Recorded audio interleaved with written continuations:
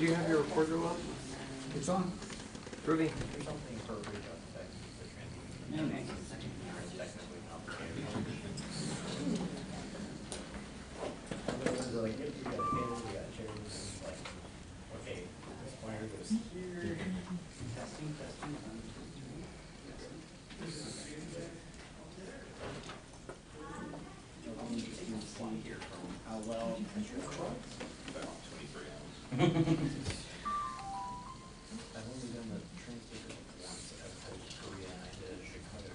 Alright. May, Elizabeth, I'm ready when you guys are. Okay. Lovely. Why don't you give me a second card? I'm on the panel. We run out of card. I can stick the other one in. Okay.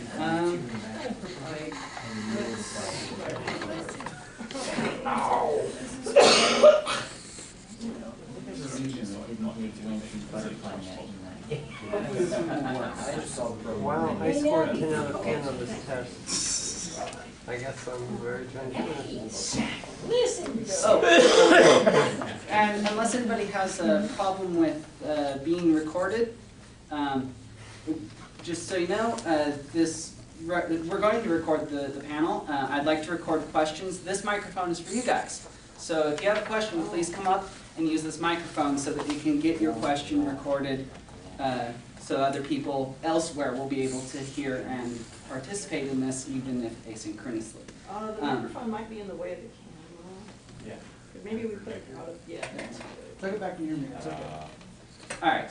The second thing is that this will be under a Creative Commons Share Alike 3.0 license, which means that it is free to remix, rematch, do whatever you want, as long as you attribute the people involved. May, myself, Elizabeth, Rathikat, the FurCon people, and as long as you return it to a Share Alike license or similar. And as long as you don't make anybody look like an idiot by remixing it here. All right. Any other people in need of pens? Pens, paper. We have many. Paper, pen? Which?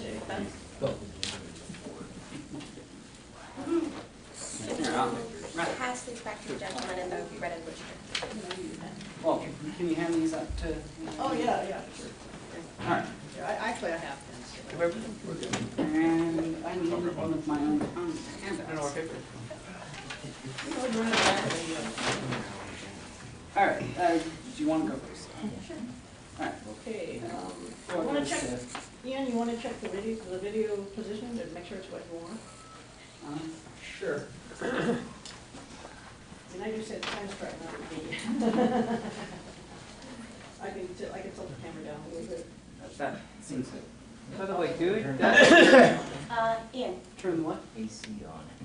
I don't know. That would be a All, question for Rathikat. all the rooms throughout the convention have been having trouble with getting climate control. They've all been stuffy and warm. And these windows have no way of opening. Yesterday was rather cool. There are clients. Yeah. I don't know my glasses on. If you all think you can sit through the unfortunate temperature difficulties, I'm ready to start today. All right. Want to center yourself a little bit, so I can bring you kind of on you a little bit. Certainly. So wow. Hi. This is a lot of people. Wait a minute. Not started yet. Okay. Well. Can you do it again? The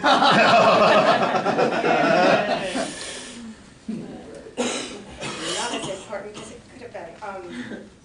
All right. Hello, everyone. I'm Elizabeth, and I'm a panelist. I've been a panelist for about 2 years. I'm having a lot of trouble with it. I need to get help. Hi, Elizabeth. I think that's the AA meeting. I'm Elizabeth. I'm going to talk to you some about transhumanism and mostly not about animal uplift because that is not my area. My good friend Ian here will go over that later. He will also probably give a better sort of working concrete definition about what transhumanism means in our society as we have it right now. So if you're confused by things I present, Feel free to write down questions. I will be taking questions later. Also, probably will explain most, if not all, of the things. If I may. The format that we're going under is she gets 20 minutes, I get 20 minutes, and then you guys get 20 minutes. So, Groovy. I paced a little bit if that's going to be a problem. I'm sorry. So, I'm an intern at the Autistic Self-Advocacy Network. As such, I have a few special interests. Specifically, my special interests are transhumanist culture, disability culture, how these two have similarities, and basically how to get people to do things that they dream of. Among the communities that I'm in, transhumanist culture, rationalist culture, maybe some subcultures like furry culture, etc. I see a lot of people having big dreams. I see a lot of people having ideas about what they want to be in the future, what they want to be now. And that's great. I think our society is one that is deficient in dreams. And I'm so happy that I have fallen in among the dreamers.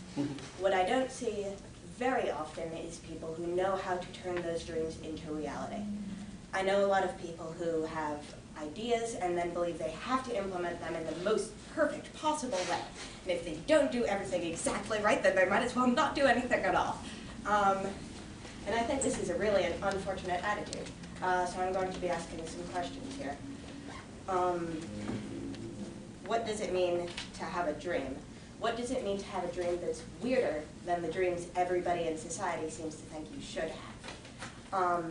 How do you get from having an idea to having the courage and the means and the community support necessary to build that? And this is all very abstract, so I'll try to give you some concrete examples. WTF is transhumanism? I see a lot of answers to that. In the more central transhumanist culture, I'm talking about like H+, I'm talking about Extreme Future Fest, the people that live in Silicon Valley. I see a lot of transhumanism, somewhat like furry culture, actually is based very strongly in a fictional canon or core set of books, ideas, fictional supplements, science fiction, like Werner Vinge type stuff, nanobots, the future, great goo, uplift, when will we all be uploads, which is what I see most transhumanists talking about. By most transhumanists, I mean the most visible transhumanists. This is all very interesting and thrilling, and far be it for me to say that science fiction is not kind of the coolest thing ever. But I also see these people defining transhumanism very broadly and confidently, as like, we are the future thinkers, we are the dreamers, we are the people who dare to imagine that human bodies can do more and better. Like, tons of people do that, right? There's this thing called confirmation bias. Some of you may be familiar with it. If I say, all cubes are red, cubes are the most red thing. There are not things redder than cubes. And cubes are generally like the epitome of redness. It's for more abstract examples, for ones that you don't look at and be like, what? No, I see a blue cube right over there, what are you doing? It's often hard to think outside, if you'll pardon the rather inexcusable pun, the box.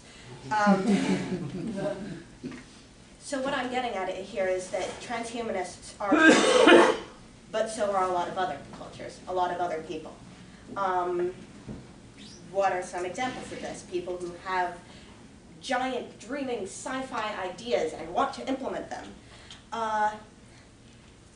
Transhumanist starts with a prefix. The prefix is trans. I think we know some trans people who,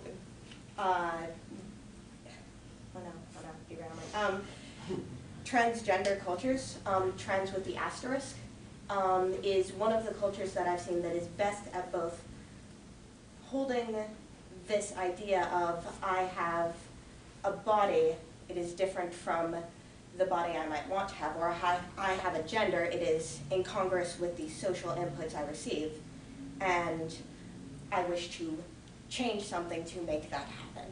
I'm not necessarily talking about surgery or hormones, although these are the examples that most commonly get bandied about. I'm talking about pronoun changing, talking about modifying the way that the world perceives and interacts with you based on a dream that you have for how you would want to be interacted with. Now that's brave. In a society that is telling someone like me, for example, that I must not only be female physically, that is, if I have traits that are not canonically female, that are not standard to the central example of females, that I should want to modify that, I should want bigger boobs, I should want nicer voice, I should want longer hair, all of these things. I am in a society that tells me that I should cooperate with being perceived as socially the central example of femininity. And it's very easy, because of confirmation bias, when the whole world is telling you, be something, to not imagine that you could be something else, or to imagine it, but not hear that voice inside yourself, and fold parts of yourself away. I'm not. No, I still have minutes, right? I didn't talk for 20 minutes. No, you didn't. No. That was good, though. That was good, absolutely awesome. We had to get it out somewhere. You can always use the time for questions. Don't worry about it. Okay, lovely. More examples. Body modification culture. Things. There are some people that get magnets implanted in their fingertips so that they can sense electromagnetic fields. I think that's the raddest fucking thing ever. Sorry, this is a G-rated panel. This is the raddest fracking thing ever. Another transhumanist difference. Fracking toasters. Tattoos. I'm sure the furry culture gets like who was it, like that leopard woman? Yeah. Got all these body molds to look like a leopard or lizard guy. I'm sure that furries get sort of associated with that a lot. Animal uplift, which is on the name of this panel, and also a term that I have like minor semantic issues with, but maybe I'll get into that later. The idea that communication barriers between us and non-human sapients is just that, a communication barrier. That just because someone or something we don't notice them talking to us, doesn't mean they're not talking, and doesn't mean that we might not learn to hear them. Which brings me to my next point, disability.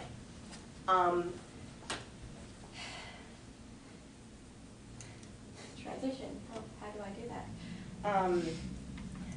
So disability culture has been in the media's attention since, I think, the 60s, as many things.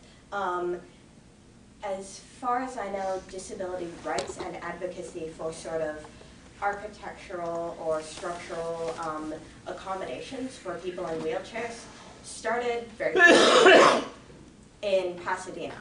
A student at Caltech who had had polio as a child was in a wheelchair and managed to get into school despite, no doubt, the many barriers he faced, not only in perceiving information and in taking it, but also in social barriers, people who thought he couldn't, people who thought it would be impossible to teach him, impossible to integrate him in a classroom, impossible for him to get to college and take care of himself on a campus. I think our society has a very poorly thought through fetish for self-sufficiency. We think that independence is the highest goal, that we can't rely on anyone else, that we can't be enslaved to another person.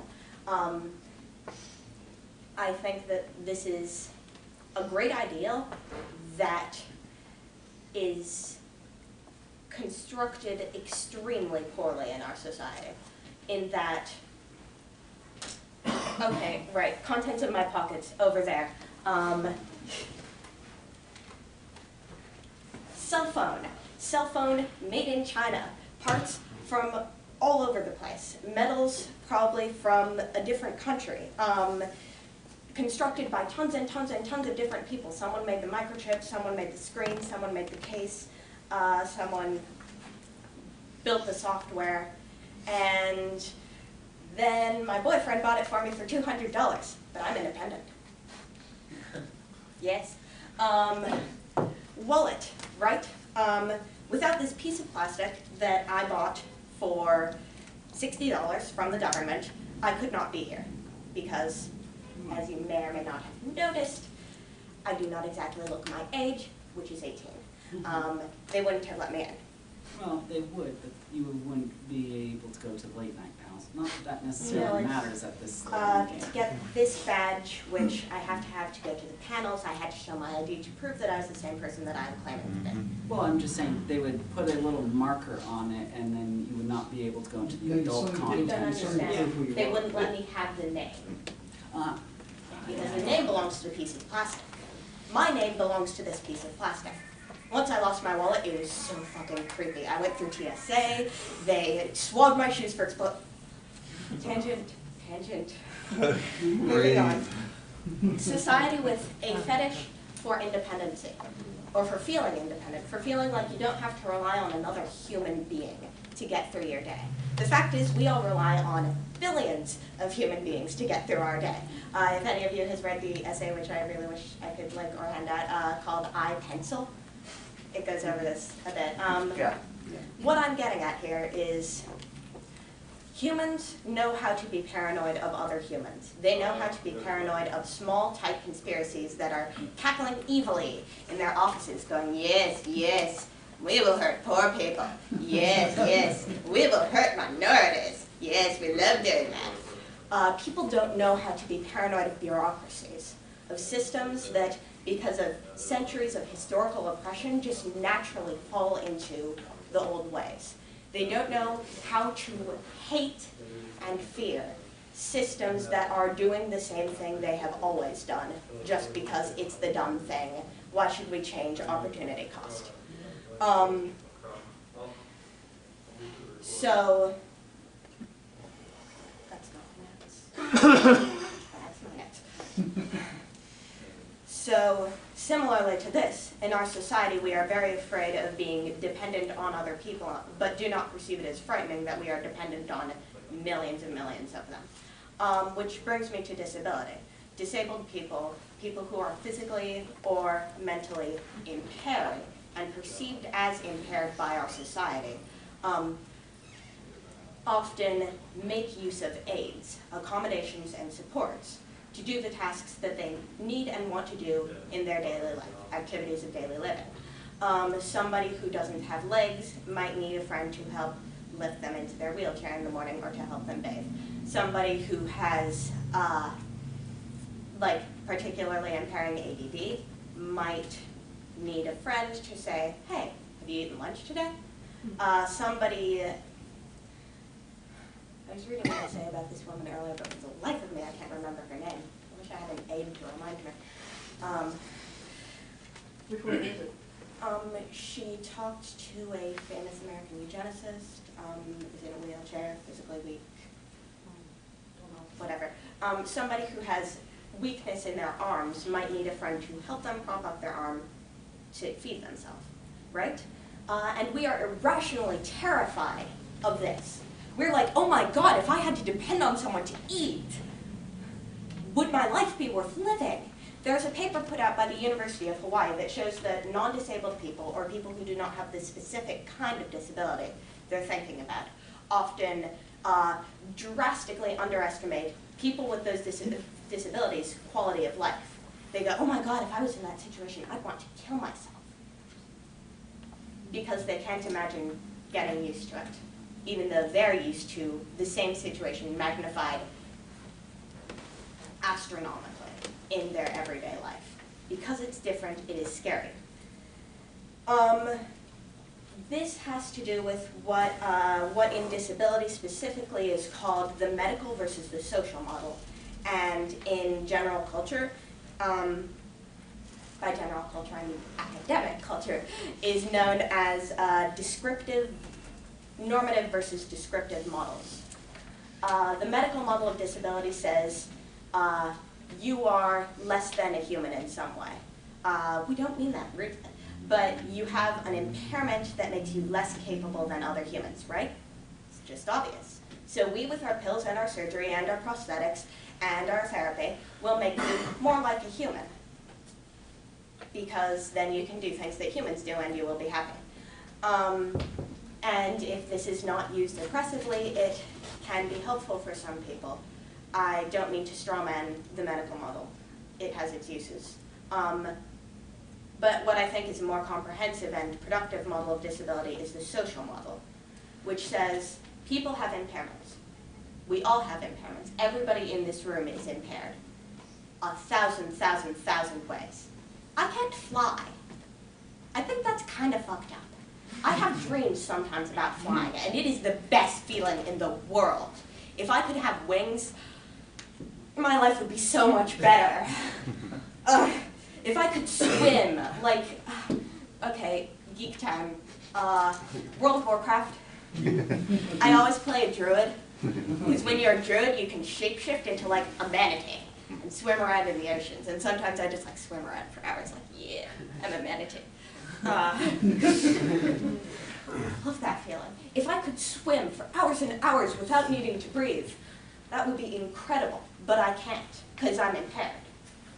I also have autism. What this means in terms of anticipated experience is that I have trouble recognizing people's faces. I have trouble, sometimes in the morning I wake up and can't remember how to get out of bed. Sometimes I go through my day doing work for my various jobs, and at the end of the day I realize that I have forgotten to eat because I can't remember how. Sometimes I go for days and days and days without remembering to shower, because showering has all of these steps, right? For most people it's like, go to the bathroom, get in the shower, turn on shower, wash yourself, get out dry. For me, there are tons more steps. I could list them all out, but that would take my 20 minutes. And remembering all of those steps is exhausting for me. An example, sometimes in the morning, I have the choice of pouring a bowl of cereal versus frying an egg and putting it on toast. Even though it's the more complex process, I will go for the egg and toast because I have an easier time remembering all of the processes for cooking an egg and making the toast than simply getting the bowl out, opening the fridge, pouring the milk in the cereal. Yeah, that's a great example. And when I say I have autism, I don't mean that I have a special, magical, different kind of experience that nobody ever has. I'm sure some of y'all have been too lazy to get in the shower sometimes. I don't use the term lazy pejoratively. I think lazy really does mean too tired, too confused, too out of cope to get something done, or to feel like you can get something done. When I say I have autism, what I mean is that my experience with this is, I've tried all my life. You can believe that I have not tried, and I am just lazy, and therefore not really disabled. This is what people have told me for most of my life, because when I try, I can appear more typical. But trying is exhausting. Trying drains me. When I try, I'm out of energy to care for the people I love and to do the things I like and to give myself the care that I need. And most people think that's a worthwhile cost. Most people think children should be seen and not heard. Most people think in our society that it is better to go through a 9-to-5 job, hurt yourself, hate your job, go back home, drink, smoke, cut yourself. Do whatever you do to get through the day, but do it quietly. Do it so that you're not heard. Do it so that you don't have to look freaky. And I think that's fucked.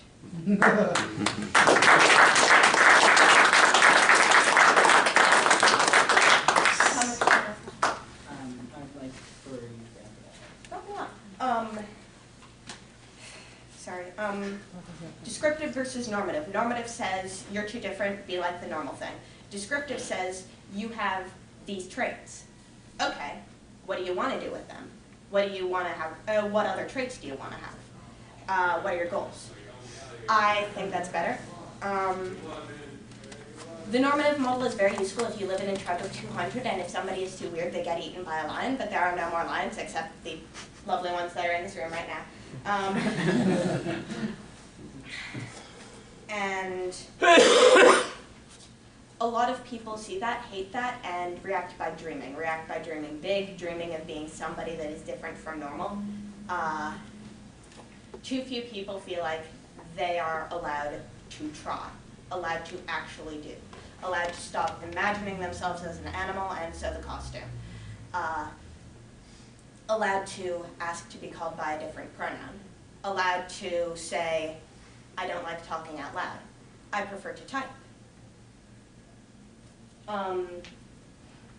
My dream is for a world in which people feel allowed.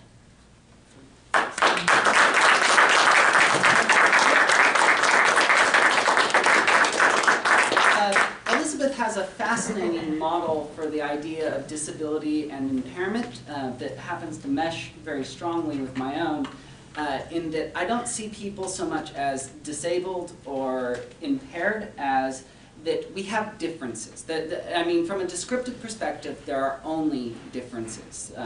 There are differences between me and a dog, there are differences between a dog and a cat, or a bird, or a rock. And that when you actually boil it down, it's all the same stuff, and it's just a question of what properties does it have. Normative answers the question of what properties do we want it to have. And I'd like to talk about that more in the questions and answers. If you don't mind, I'm going to forego the paragraphs on my handout, because I figure you people have already read them. So my part I'm calling evidence for transhumanism, because when I started looking into the transhumanist community, I found this fascinating thing that transhumanism was this far-off ideal. It was something that we would one day, some fine day, achieve. That it would be some final outcome, something that we would get to, that we would do, and then it would be done, and then we would move on to whatever the next great thing is. But that, to me, does not mesh with the idea of what transhumanism is. Because trans, as a prefix to a word, means it is rooted in transcendence, which means not to get to some final place. It means to overcome some limit, to go beyond, right? If I say that humanism is, or humanism or humanity is like what we are, you know, I have 2 arms, 2 legs, I have 5 fingers, 5 toes, 10 total for each, 20 digits, all, you know, various bilateral symmetries, bipedal motion, so on. We can go on and on and on, make a list of properties of what defines a human being. Then transhumanism would logically be going beyond those limits, becoming something other than human, which is what sort of led me actually to to participate, to do this panel. Because when I come to the FurCon, I'm not coming to it from this perspective of fiction. I don't think of anthropomorphism as a fiction, as something that is impossible. I think of it as what's called an intermediate impossibility, which means that from our current perspective with our given reality, it is something that we can't imagine how to go from being a human being to being an anthropomorph. But that doesn't mean that it's forbidden by the laws of physics. So, I'd like to talk about what is transhumanism. And I'd like to preface this with the fact that my particular definition, what I'm going to present to you, and what Elizabeth has presented to you for transhumanism, is one particular definition out of possibly countably infinite or possibly uncountably infinite such definitions. Given that the nature of transhumanism is to describe what it is not, it cannot then be described in terms of what it is. It is transcendent of those boundaries. It is without those limits, which means that there are way more ways to think about and talk about transhumanism than I'm prepared to do and that we have time for. So, I am an independent theoretician. I have cards to hand out to you all, actually. But a better description for me is that I am a mad scientist. My background is in theoretical physics and in theoretical computer science.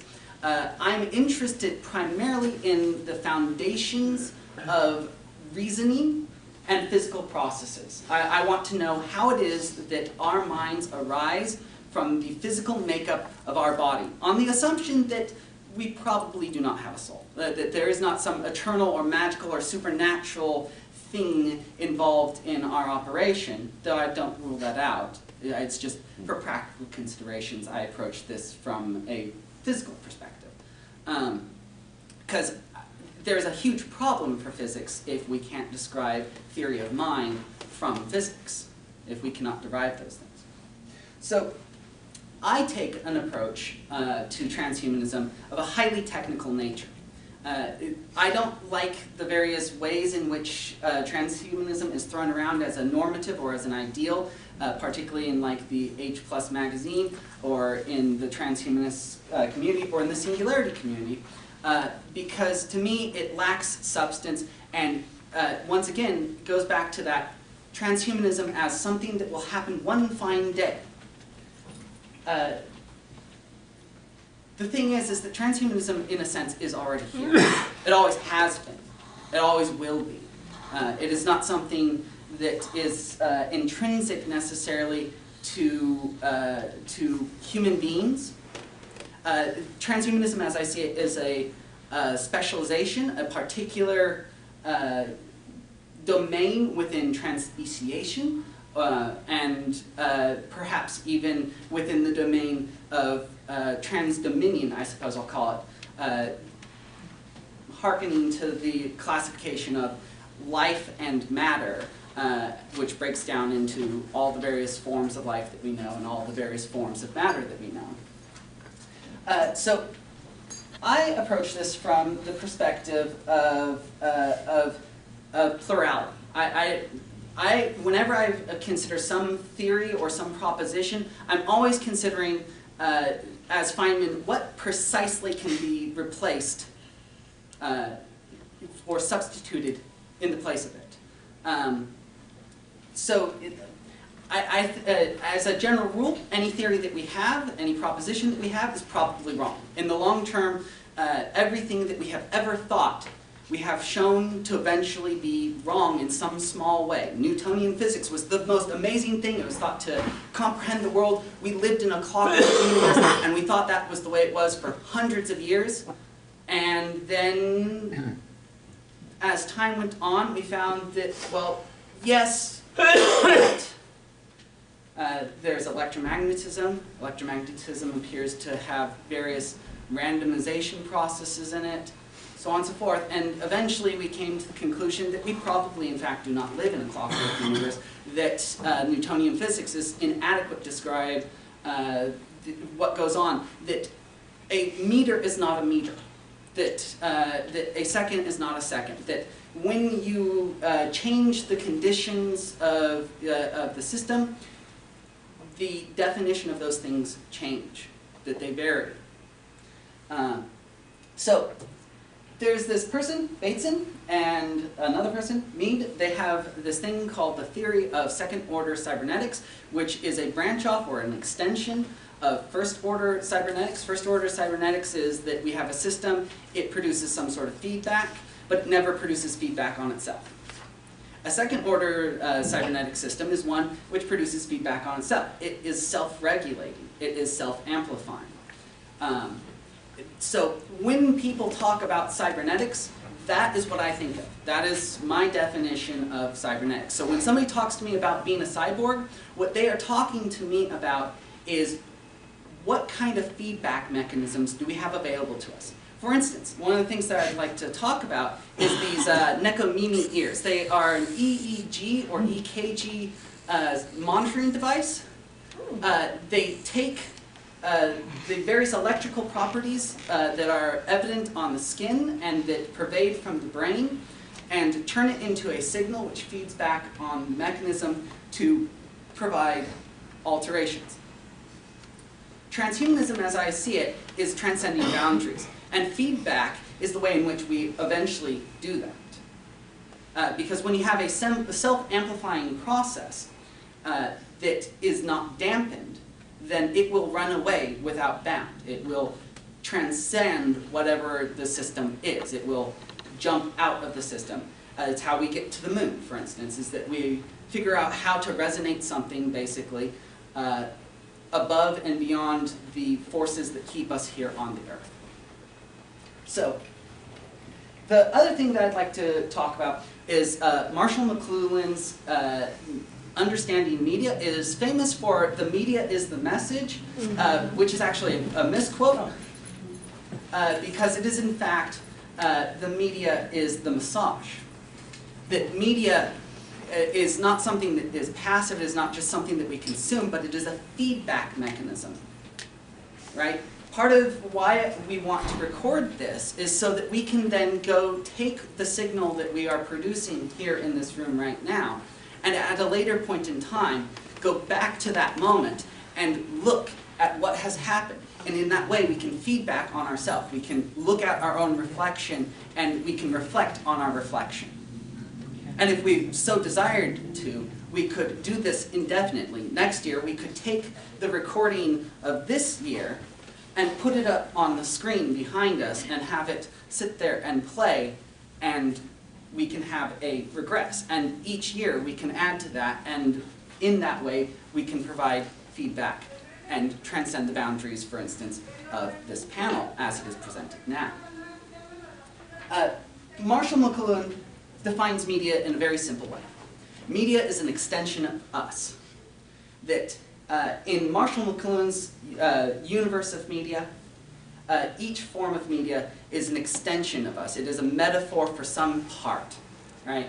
When I use a pair of pliers, it is an extension of my hand and of my fingers. It gives me the ability to manipulate things that are at a much higher hardness than I can tolerate with my fleshy fingers. And in some sense, it is me. When I get in the car, it is an extension of my legs. It is an extension of my house and where I live. It is when people ride on their bikes or they drive their cars, there comes a moment where they cease to see themselves as distinct from what it is that they're using. The tool becomes them. They become the tool. It is an extension. The internet, as we see it now, is a brand. It is a network of connections. It is growing. It is mutating. And in this way, it is an extension of our nervous system. I have a Twitter account. I have Facebook. I have a blog. Many, many of these things. And they are all extensions of me. I'm not just this person that is trapped inside of this skull. Well, this skull. I, in some sense, am this person that you are seeing here, this particular embodiment, but I am also all those other things that are atemporal with me. The little signatures which I have left behind.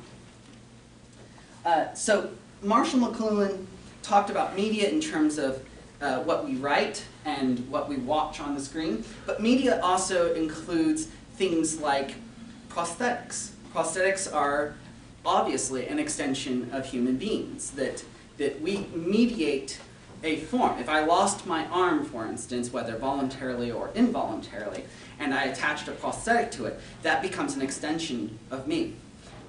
This leads to very fascinating sorts of results, which I'll discuss in a moment. The other two views that I'd like to talk about is Kevin Kelly, writer for Wired, and I think he's actually maybe one of the co-founders for that. I have a lot of stuff around in my head, so forgive me if I forget details. But he puts forward this radical notion that technology is not just some tool that we have. That technology is in fact an entirely new form of life.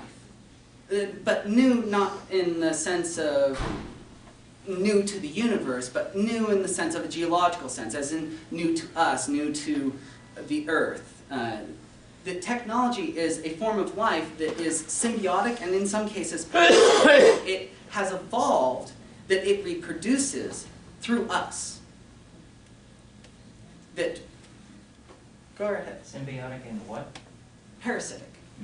Because there is some technology where it does not provide us, or any individual person that we could randomly pick, with benefit, but it does take from them. Cities, in some sense, are both symbiotic and parasitic, depending on where you're at and what you're doing and who you are. The final perspective that I'd like to talk about for transhumanism is an anthropological perspective. In anthropology, there's a method which is called participatory or observant method, where you go into the community that it is you're going to study, and you try to become the kind of person that lives in that community. You do not just simply talk about the Bushmen, you go and try and be a Bushman.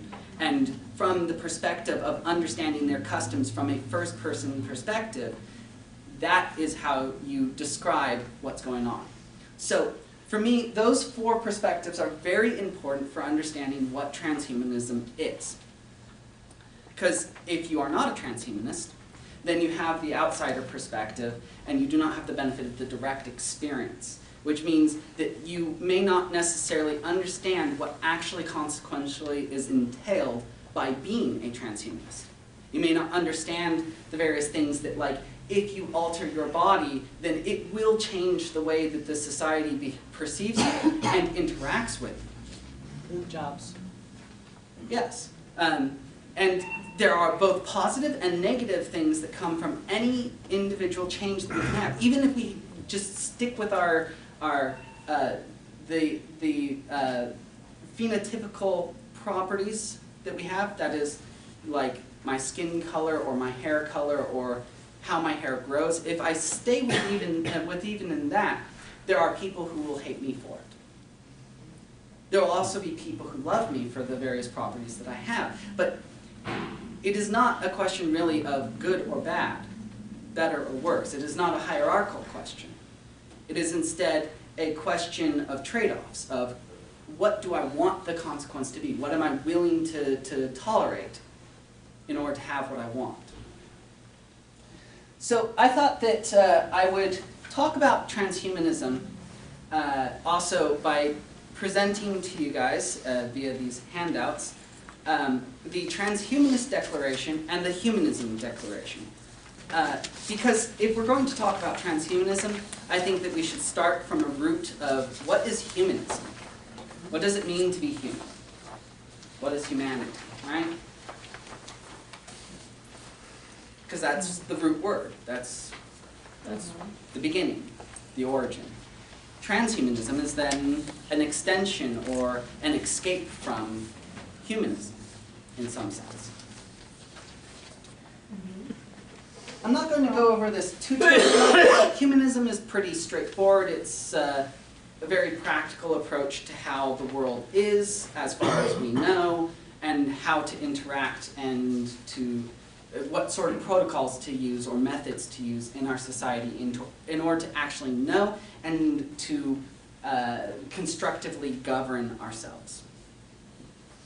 Transhumanism is an extension to the whole idea of humanism that focuses on what I call metamorphic freedom. It is the right for us, it is the right to our body, to express ourselves in whatever medium we so choose. To have a Twitter account, or to have a prosthetic hand, or to undergo elective surgery in order to implant devices into my body in order to do things that I could not do, period, if I were just a born organism. So, I started to broach this question at the Ethics of Anthropomorphism panel, and it went horribly wrong. Horribly wrong. A lot of things about this has actually gone horribly wrong, but I'm very happy to see the turnout. I'm very glad that I at least had one co-panelist show up. Unfortunately, and I also had a capable technician, May here, show up to help deal with recording the various things. He did mic check last night, and we managed to get all 3 mics working, which I think is tremendous success. But so I asked the question at the Ethics of Anthropomorphism panel because Otterdock is the guy who set this up, and he was on the ethics panel. And he's the one that added the animal uplift part to this whole thing. But And me too. okay, well, that's good to know. Yeah.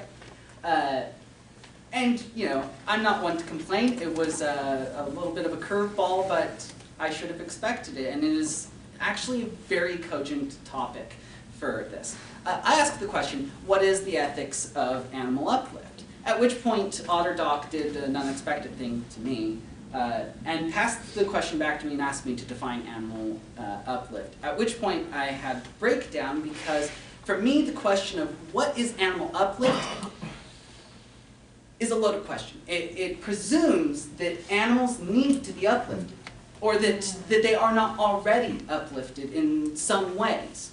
It feeds into this perception, what I call anthropocentrism or humanocentrism, which is the idea that we are the prime model for consciousness, or for mind, or for personhood, that we are the people.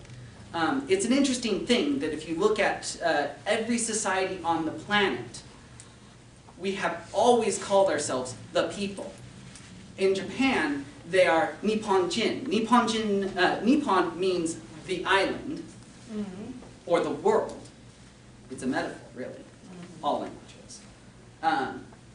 And Jin means the people. So the Japanese people really call themselves the people of the island, or the people of the world.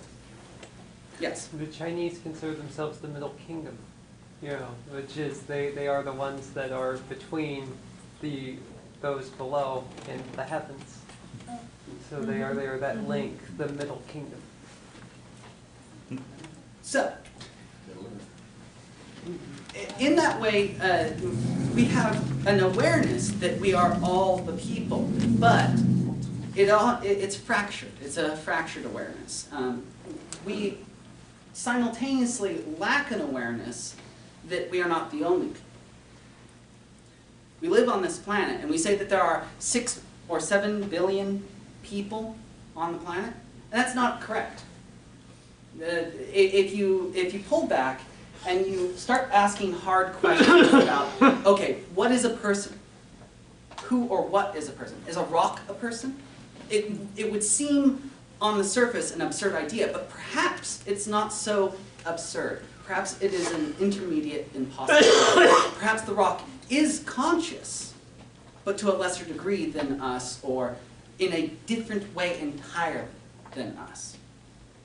So it's not really a question of whether something is conscious. In fact, if we argue from the root of physics, if we say physics is the fundamental theory, then if physics does not have the property of consciousness, then neither should we.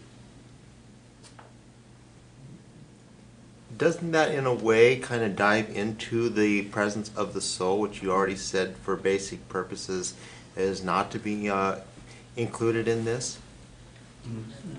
I would say we're getting into philosophy here rather than Yeah. transhumanism.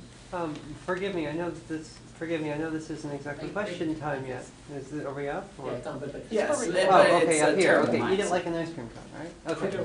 Yeah, it's groovy. Okay. So, my thought about this, and you know, I come from a historical perspective. My minor is or was history, but what I'm thinking of is in the concept of war, especially in the Asiatic theater for Americans. You know, you get these interesting cultural means from the soldiery that They all look the same. They all are the same. They all act the same. And when I'm hearing, for the enemy, the Vietnamese, the Koreans, etc., there is this idea of this homogeny among these Asian cultures that the Americans were engaged in fighting. And are we doing that same thing with animals? Are we homogenizing from our perceptions of their behavior and because of that discounting their sentience? That's kind of where I'm seeing you're going from that. Well, I would have said that's what you just said. Yeah. Essentially. But is that basically where you're trying to come from? That we alienate the other. It's not a failure of them, it's a failure of our perception. Indeed. Okay. And that's exactly what I'm starting to push towards, is that when you start to ask the question of who or what is conscious, and you come from this perspective that there must be within physics, either as a fundamental property, as a first principle, or there must be something, a property that is derivable from it that is consciousness. If it is absent there, it should be absent in us. It is not absent in us, therefore it must not be absent in there. The aspect of... Is it question time yet, or are we We're segueing? already into it, actually. Are we If you look at the segueing? clock, we're past the point. Okay. But anyway, as far as the consciousness aspect of it, there are two different ways people do it. There's consciousness in the terms of being aware of the self, which is supposed to be the literal definition of consciousness, of being aware of your identity, aware of yourself. Cockroaches have this ability, okay? It's not something that is unique to anything, but because it's got this connotation of the soul or other types of things that we as humans want to try to cherish around ourselves, we give ourselves our self-identity, we make consciousness into something more than it actually literally means. And to that end, it's not actually accurate, because if you look at the way the mind processes things in different species, from animals, all the way, anything that has a nervous system all the way up the chain, they all have some basic awareness of the self. That's basically the intent of the nervous system. Okay, I'm going to get into that in quite a bit more detail. Questions? You also want to be like both on the thing? Yeah. Oh, okay. If I may go over just a little bit, I want to rapid fire. Please hold comments. I'm probably actually going to get to whatever it is that you have a question for. I've voiced a concern about getting into philosophy, nature of soul, identity. It's off topic, really. Well, we could go off forever. And The thing is that in talking about what is transhumanism, Yes, it is absolutely. a philosophical But in terms of- question, and that's unavoidable. Do you want me to step aside and let you finish? I would like to finish real quick. The thing is that, okay, there's this guy, Christopher Koch, I'm not certain how to pronounce his name, actually, but he was at the Singularity Summit 2011. He presented on the theory of phi. The theory of phi is the quantification of consciousness. And in his definition, he talks about self-consciousness as opposed to consciousness. And that is where my question of conscious of what comes from. The thing is that it's not a question of whether I'm self-conscious. That's a specialized thing. We can actually go and show that there are certain creatures that are not self-conscious in certain modalities, and that there are certain things that are self-conscious in certain modalities. We are generally conscious of ourselves in the mirror. Cats aren't. Just as a sort of general rule. Dolphins are, they see themselves in the mirror. They also see themselves in echolocation, and they see their organs, and they see the organs of other creatures. They are conscious of a lot more than we are.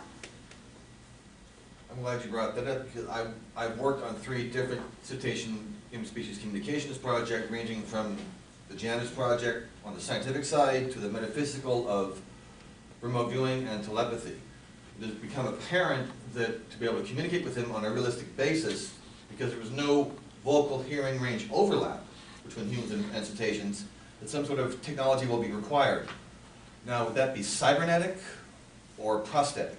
That is a good question, and I will get to that in a moment, because first I'd like to cover the whole thing of that there is the problem of perception of consciousness.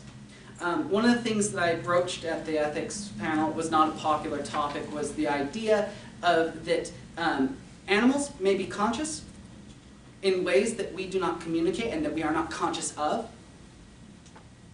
and that there are human beings, that even if we consider the problem within only humanity, there are human beings that are less conscious, or at least do not communicate in a modality that we are conscious of, and there are human beings that seem to be more conscious in certain modalities. The two particular examples that I tried to give was autism, the autism spectrum, and persistent vegetable states. Traditionally, we have seen persistent vegetable states as evidence of consciousness. That if the person is laying in the bed, they do not speak, they do not move, they have no reaction to lights being shined in their eyes, their pupils don't dilate, so on and so forth. If we scan their brain, they must not be conscious. But the thing is that more advanced and sophisticated techniques have been showing time and time again that these assumptions of, like, for instance, that the locked-in autistics are not conscious of the world are actually deeply flawed.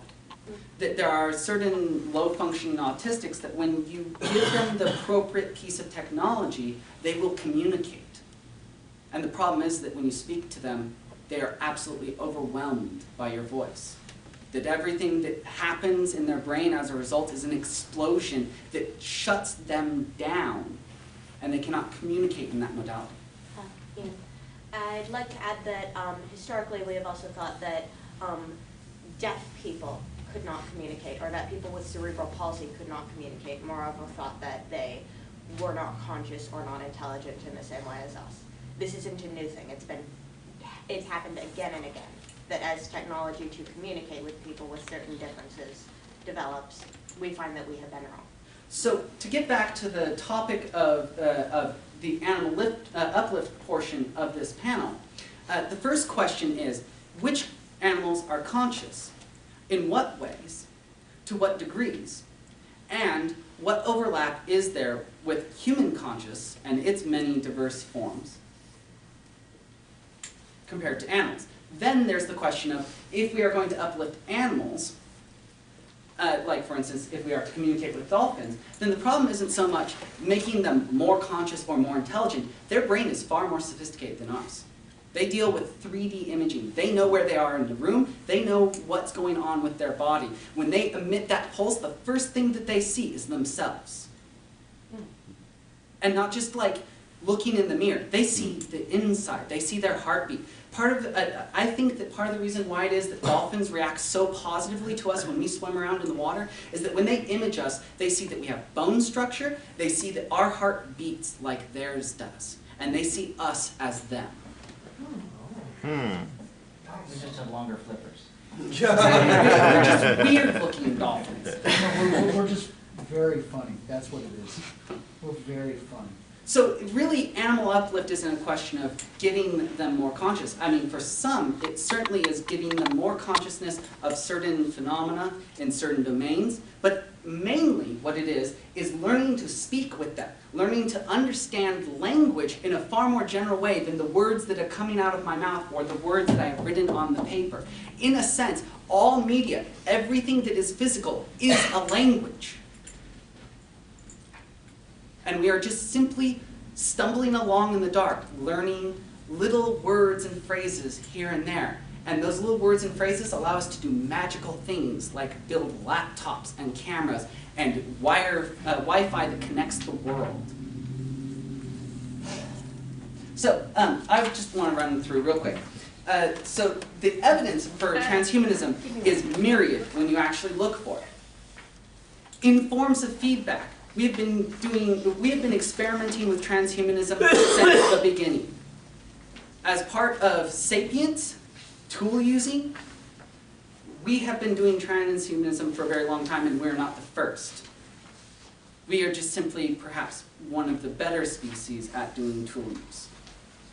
So, just to go through, there have been prosthetics for a very long time. People have lost eyes, gotten them replaced with glass or metal or various other things. I imagine that silver may have been a good material at some point because it has antibacterial problems, and prior to the invention of antibiotics, the majority of all human deaths were due to bacterial infection. I know. Are we running out of time? Yeah. That's unfortunate. You can read through the list. The thing is that tattooing, piercing, implants, scarification, these things are all the beginning. One of the things that I did not include, but I want to mention on this is that recently we figured out how to take an egg cell from a donor, transform it into a sperm cell, merge it with another egg cell, implant it in vitro fertilization, and produce a child. So 2 women can produce a child without a male contributor in between. They'll have a daughter. You go, girls. But this process can also be reversed. Any guy, any XY chromosome carrying person in the room that produces sperm, we can take a sample from that and we can get an X chromosome from them, turn that into the appropriate, an X or a Y chromosome, turn that into, well, I suppose we want that to be an X, and take and combine and do the same thing. In that case, we'd need a surrogate, but there's recently been the development, a proof of concept of an artificial uteri. Some researchers with sharks went and built a successful artificial uterus. So the reality is that we are very rapidly approaching a place where what it means to be human is going to be a very hairy thing. Okay.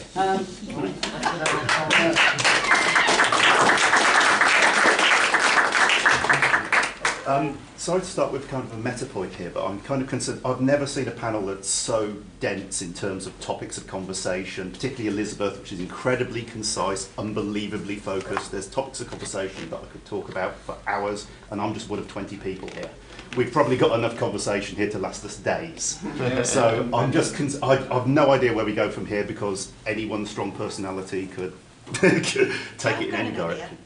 Show of hands, who here knows how to use IRC? Could you repeat that? God, I love conventions. IRC. Internet relay chat for. Oh yeah. All right. Of course, the internet. If we want to talk more about this, I suggest we set up an IRC channel. I have no idea how to set that what up server? with everybody. What server? Fernet is probably just yes. the channel. Oh God, I don't know, man, I help. There's already a ton of retweets on all this stuff on Twitter. It's on FC 2013. You can go to status.maymay.net as well to find a lot of that. Status.what? Status.maymay.net/tag. I can also like pass around paper and have people write down /20 sign up FC 2013. And anybody. Okay, best idea. Write down what you want everybody in this room to know about how to contact you. And then I will share everything with everybody else. You can trust me because I'm speaking authoritatively. On that subject, should I pass the microphone back? Yes. I believe the man in green behind you would like the microphone. to go that far? Or? Yeah, just send around. Yeah, I'll just, There we go. oh, no, Yeah. Go ahead and come on up if you. okay, You can get up without that's probably better. So, this is relevant, I swear. Whose laptop is that? That's yours. I noticed that there was a GNU on it, Yes. which I'm not sure if you guys know is relative to the open source network. And trust me, you can't sell me anymore on transhumanism, big Ray Kurzweil fan, you know, all that jazz, which I'm sure you know about. But one thing is, because I don't know if this is a huge topic in the transhumanist community, because I'm not really active in it, I just know of it. But do you guys know open source? Let me preface Yes. by that. Okay, just checking, because it'd be kind of a null question. Do you believe that open source has a role in transhumanism, and if so, a huge one or a small one? Or? I am very glad that you have asked that question, because at this current time, my main issue with the H+ community and with the Singularity Summit, part of the reason why I went to the Open Science Summit instead of the Singularity Summit for 2012, was that in going to the Singularity Summit, I found that it was a bunch of rich people, and they were trying to open businesses and make money off of what it is. And one of the undercurrents, one of the big problems, and I'm sure that you agree with me on this, is Quite thank you. emphatic. We've had some conversation about this, is that there is an implicit question involved in transhumanism, which is, what are the costs? And given what the costs are, who can then afford to be a transhumanist? Who can actually get the sorts of radical modifications to their body that they might want. Like, I have a strong interest in putting a chip into my arm because I have found out that the human nervous system is amenable to having computer parts plugged into it. That when you take a Parkinson's. Parkinson's treatment. Parkinson's, but also Kevin Warwick did a series of experiments where he just put an array, a field programmable gate array into the nerves on his arm, and then plugged that into things, and his brain figured out through trial and error how to use that piece of equipment. And it had very radical, very interesting, and very unexpected side effects. Like, for instance, there was an arm built for this experiment over in... there was an arm built over in, I believe, the University of Chicago to be remotely operated. Now, the thing is that they have not quite anticipated the need for pressure sensitivity in this arm. It was a really well articulated, really well built one, but its force feedback was very questionable. But in the process of going to pick up an egg, at the moment of contact, Warwick knew what the pressure was for the thing that he was picking up. And near as they can tell, what happened is that when the servos went to apply pressure to the egg, a small resistance built up along the circuitry, fed back into the signal, and when it was interpreted by the brain thousands of miles away in Warwick, it was in fact it was read as pressure sensitivity. That's just how the brain interpreted it. That was not programmed into the software at Yes. So The brain is the interpreter, that's what it Is it does. pending past function? there's this classic idea of implanting a circuit, but there's always this criticism that comes about of how hard it would be and how expensive it would be to figure out what the exact communication data channels of the brain would be, and so on and so forth. And all I want to do is I want to cut open a portion of myself somewhere where there's a nerve that I don't necessarily mind possibly damaging, and put a chip in there that just sits there and transmits Wi-Fi by just activating that nerve. I have a second question, and that segues really into it, but I want to say really quick, is what I find interesting with the current open source movement is they say the reason why they think it's so important is because in this day and age they say software pretty much controls people's lives because they're so connected to it. But in the future, in the future when software will literally control your life, that's when it's, Well, software literally controls your life right now. I mean, but as far as like how art, many slaves, of these and people art, do you suppose would be here without the software that is Yeah. running? My plane wouldn't have made it. We are programmed through evolution to be more viscerally frightened of control of our bodies than control of our lives. That is a distinction, but I think not as important a distinction as many would think. So to get back to your original question, the problem is that there is, as I see it, a schism between what I will call capitalist transhumanists and what I will call material freedom transhumanists. And the thing is that I think, and from going to the various conventions and seeing who's aware of what, like the furry convention was not aware of transhumanism. That's why I'm here. The open source science summit, I virtually guarantee you, is unaware of the furry fandom and unaware of what the biomedical stuff that they have been presenting. Absolutely mind-blowing things. How to make dirt cheap lab equipment for mixing genes and for doing medical things, building autodocs that can be assembled anywhere by anyone and operated and the data for them shared, etc. When I went to the Open Science Summit, I was very surprised to find that they didn't have representation from the transhumanist singularity or the free open software or hardware movements.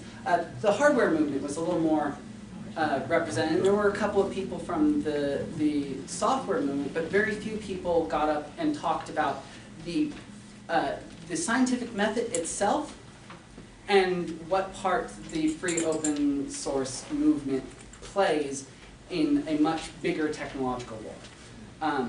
And there was nobody from the free open science movement that I know of that attended the Singularity Summit 2011 as a presenter. That's So, the entry fee was what, $600? Was it? I would- that was just the ticket price. That's not staying in a hotel in Manhattan. May I also note that we're focusing very closely about how capitalist transhumanism has a financial cost. I am involved in this community. I've been amongst like the rationalist sort of transhumanist crowd since December 2011. I have not paid a dime for it because I am socially skilled and because I am female and small and cute. This is a thing fucking nobody talks about. I'd love to talk about it more in the future on IRC with all of you. As you had mentioned, what was your name, by the way?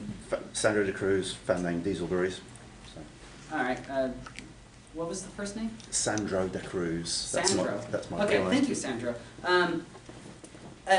As you had pointed out, this is very information dense, and next year I'd like to be presenting 4 different panels, one of which is just sort of an offshoot of the ethics in this, of the question of personhood, because that is... Yeah. You keep mentioning IRC. Is there a particular network that you inhabit that we can contact you on? Because IRC is great in concept, but without a network focus, we're doomed. It's true. That's why I'm asking for contact information so that I can figure that out Okay. later in the future. I will get in touch with each and every one of you that has written something down. Do you have an email address that we can use? I do. I do not know how to transmit it in high fidelity to all of you right now. You could just point people at the various now retweets that are happening with your username in them. And both of them are on Twitter, and their handles are on the whiteboard outside. Okay. And my handle is here. What's that say? ESYNCLAIRS. And one more question. Go ahead. Like you were talking earlier, is one aspect, kind of the fringe of a fringe group I've heard within the transhumanist community is what I personally reference as designer transhumanism. Because obviously there's the part that's solely attributed to survival. Obviously, when you're old, heart transplants, maybe, you know what I'm talking about. Yes. All that stuff, but Necessary medical protocols. yeah, but when, especially in the furry community, when it comes to, you know, maybe different paws or stuff, which again is that kind of fringe group of the community, and I guess it applies to the medical part. In short, my question is when? When do you think? I could go down to Texas right now, get myself an artificial heart with a battery pack, even though I have an extremely minor heart condition. I can get prosthetics, which I'm sure in maybe 5-10 years will perform as good, if not better, at that point. So my question is when? When do you think, what's the tell-all sign that, okay, now is the time I replace my arm for a better, more efficient cybernetic one? Ma'am? Go right ahead. I think that time would be when you... There you go. Wait, I have this microphone right here. Oh, okay. Hold on to it, put it on the stand. So, with the artificial heart with prosthetics, what you're trying to do is augment yourself to achieve your goals. So step 1, figure out what your goals are. That is step 1 to many things. Step 2, win medicine that you personally have access to, which is very different from medicine that people who make like hundreds of thousands of bucks a year have access to. I know this very well. When that is available, I had a great conversation with a friend once about this. We were talking about, well, in a world where awesome free prosthetics are available to everyone, having legs isn't a disability. He was like, well, isn't that functionally just a world where everybody has leg equivalents, right? Because the best prosthetic would be just like a leg. It would do everything that the leg does. I was like, fuck no, it's a world where everybody who has legs cuts their legs off to get fucking awesome prosthetics that are much better than legs. So they can have flippers, or they can have perhaps flight surfaces, etc. So maybe that's, I'm not giving you a time because I find that people who say in the year 2050 are hacks. I can't give you a time, at least not in the United States, but I can give you a condition. Condition. Okay? We will have that. We'll have elective transhumanist surgery. We'll have anthropomorphic alterations, etc., precisely when we have universal single-payer healthcare. And not a moment before. Because otherwise, we're talking about dealing with insurance companies. We're talking about trying to impact the profit line of doctors. We are talking about radicalizing the medical industry, because the medical industry in the United States is predicated on necessity of procedure rather than elective. Half a moment. I'm seeing like disgruntled faces at that statement. You look most disgruntled. Can you tell me why? Yeah, I mean, it just seems like you're trying to yoke your hobby horse to like this political statements. Well, yeah. You are free to disagree with me. I would be very interested to hear arguments for alternative ways to do it. But I have a hard time imagining any argument that involves profit, because what may seem like a reasonable price to you or to a doctor is not a reasonable price, and not a reasonable price in an absolute sense, because the most reasonable price that we can pay for anything is exactly what it costs. Basically what I'm hearing you say is that free universal health care is a standard. Not free, universal single Well, payer, Universal because somebody single- has to pay the cost. Hang You're on. talking about autodocs. You're talking about Autodocs is a major technologies part. which will open out medical care. It may not require the government to be involved.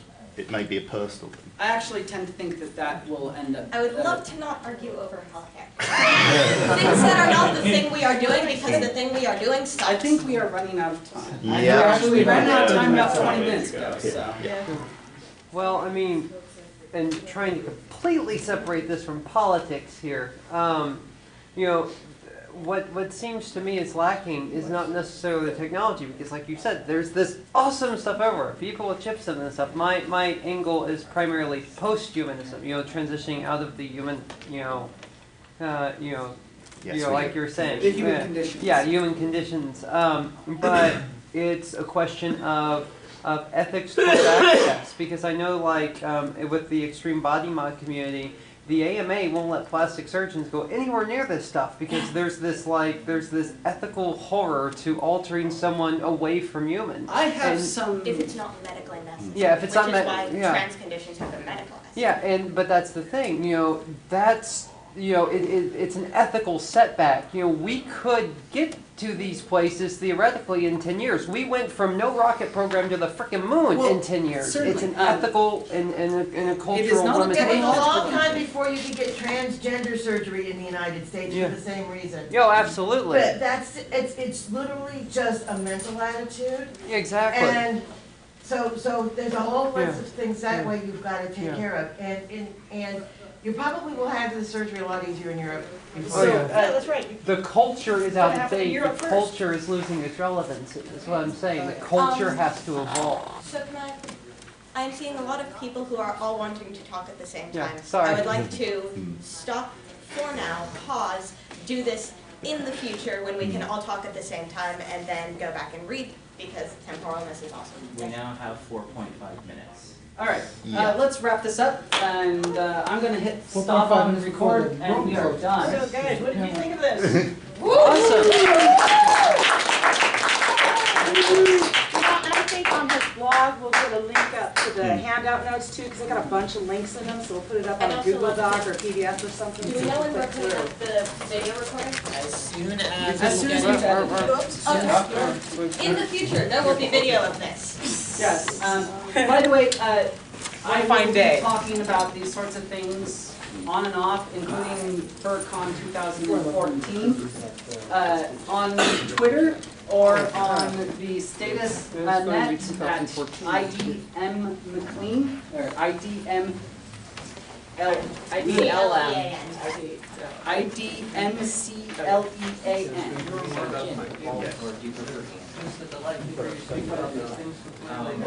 I didn't get a chance to use the mic, but I was just, it occurred to me on the Oh, floor. thank you for having a way to show emotion that I can perceive clearly. It's very cute. What's your name? My name is Rebecca. Hi, Rebecca.